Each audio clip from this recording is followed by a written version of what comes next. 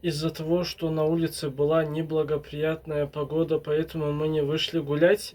Çox uzatmaq olmaz cümləni.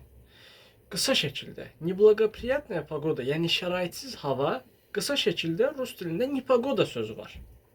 Непогода.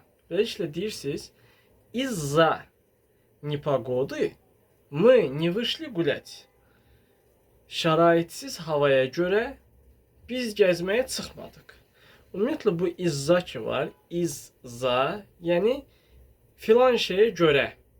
İzzadan sonra gələn şeyə görə biz filan şeyi etmədik. Və yaxud da etdik. Misal üçün.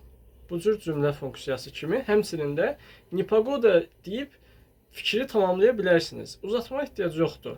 Из-за сильного ветра мы не вышли гулять.